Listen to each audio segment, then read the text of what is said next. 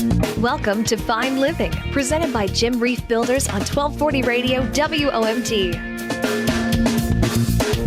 And good morning, Lakeshore. Welcome back to Fine Living here on 1240 Radio WOMT each and every Monday morning with Jim Reif Builders. Good morning, Jim. Morning, Terry. How are you, my friend? Doing real well. You know, spring is creeping upon us. It is. The days are getting longer. Loving it.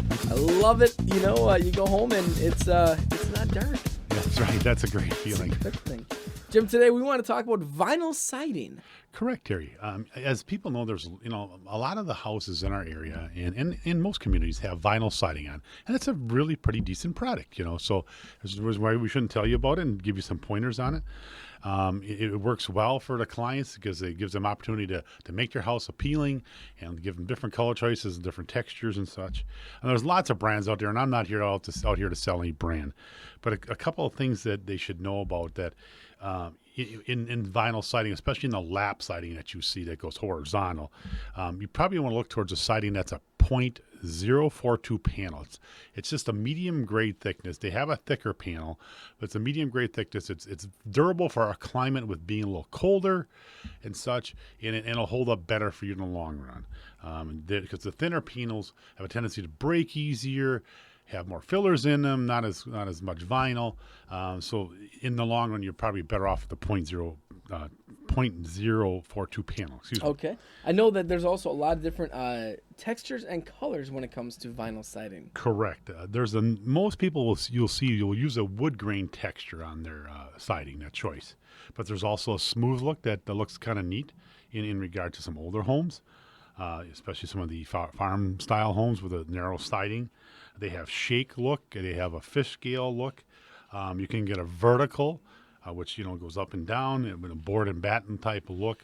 Some neat opportunities to work with your home and tie it back to what the architecture should be. Okay. Important information about vinyl siding. Right. Vinyl siding is a cosmetic product. It's really not designed to be a total watershed. It helps shed water and snow off your building, but it also, water can get behind vinyl siding and snow can some snow. Okay. So, you have to do proper flashing techniques behind that, and that includes installing a product called house wrap. There are, again, many different names of that out there, but you need to install that behind the vinyl siding, and you have to make sure you do the diligence to flash it properly and tape it off at joints and around windows so water does not penetrate inside to the wall or stud cavity.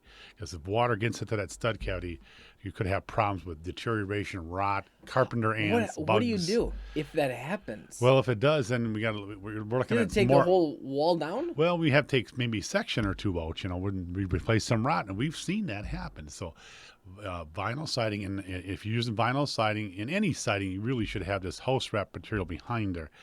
Years ago, they thought it was designed to shed wind from getting in the house, but it's actually more of a water barrier than it is anything. So it's really, really important that you have that and do all the proper techniques that it requires. Okay.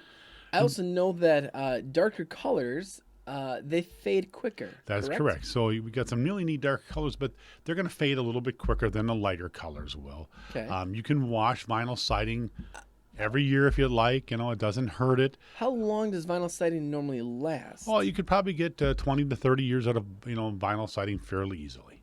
Okay. And then maybe even longer. But one of the key things is to keep it clean. It will, collect some dirt from airborne dust and dirt, especially if your road or your street's being reconstructed, you're going to have lots of dirt flying around.